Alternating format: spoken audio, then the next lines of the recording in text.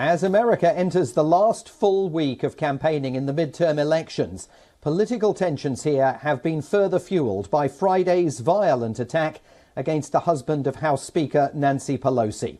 The government has distributed a bulletin to law enforcement agencies from coast to coast, warning of possible incidents of violent extremism. That bulletin, distributed just hours after news of the assault on Paul Pelosi broke, the US government warning of a heightened threat of domestic violent extremism against candidates and election workers driven by individuals with ideological grievances. According to reports, the man accused of attacking the husband of Nancy Pelosi carried zip ties with him when he broke into the couple's San Francisco home. The Speaker of the House of Representatives was never in any danger. She was safely here in Washington, D.C., but the assailant is accused of the attempted homicide of her 82-year-old husband, allegedly striking Paul Pelosi with a hammer while shouting, "Where is Nancy?" Mr. Pelosi was able to alert the authorities by using a telephone that was charging in his bathroom. Some reports say that the suspect also had a list of people that he intended to target. In a separate incident, a man from Pennsylvania pleaded guilty to making multiple death threats on the phone against an unnamed member of Congress. In Arizona, there have been multiple reports of masked individuals with firearms staking out ballot drop boxes, claiming they are monitoring the sites for election fraud. These reports come at a time when there is still everything to play for in America's midterm election campaign.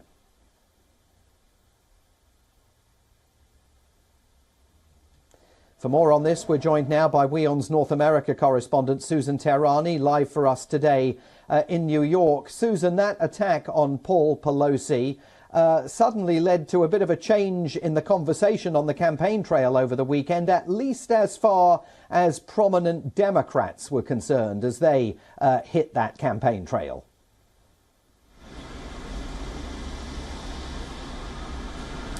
Yeah, for the most part, it was criticized and condemned on both sides of the aisle, considering the fact that, you know, it's really a tense situation right now moving on and getting closer to the midterm elections. And, you know, this attacker's profile really fits in a mentally ill individual, alienated from society. You know, he didn't have any clothes on. He was in his underwear, and he just went down an internet rabbit hole, as far as we know, and down conspiracy theory websites, and some of them happen to be political. And he got access to Nancy Pelosi's home, which is very dangerous. There was a spat between you know, Elon Musk and Hillary Clinton about conspiracy theories. And I think that the Democrats really honed in on the fact that, you know, the blame game on whose fault this was, that this individual was in a Pelosi's home. And it's not clear whether or not, you know, that would really send the right message right now. I think what many on both sides of the aisle on Capitol Hill are hoping is that the temperature is lowered at this point and is brought down. The political rhetoric is brought down so that individuals like this mentally ill individual, you know, don't take advantage of it. And unfortunately, there will be people as we get closer to the election, not only 22, but 2024, that they're going to think that it's only one election cycle that will change the course of the country. And a small d democracy is really, you know, in short supply right now.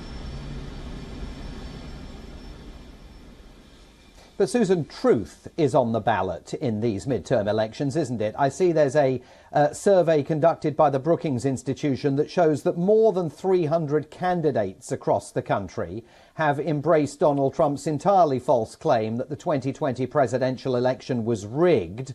And 60% of Americans going into their polling station to cast their ballots in these elections a week tomorrow will find at least one Republican candidate on the ballot.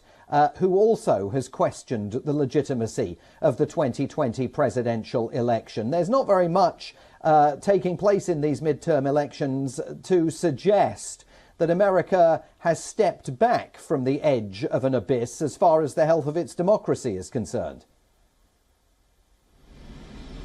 Yeah, no, not at all. Considering the fact that if you look on the other side of the aisle, lo and behold, on Twitter, Hillary Clinton appeared out of nowhere and said, when no one asked, said that 2024 is going to be stolen by right-wing extremists.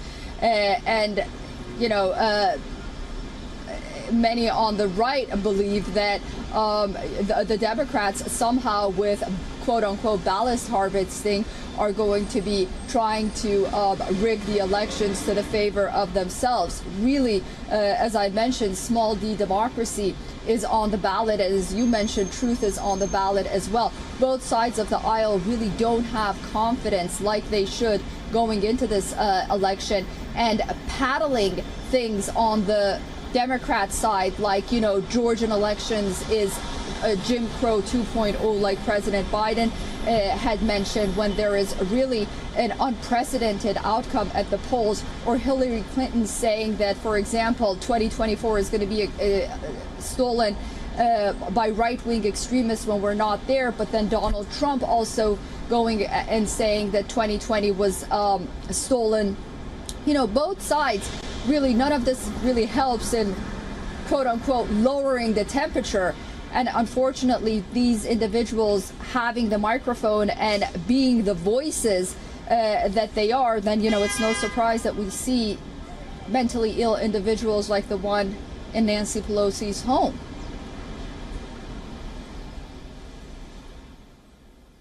Eight days to go. Susan Tehrani will continue charting the course of America's midterm elections for us. She's WION's US correspondent live for us today in New York City.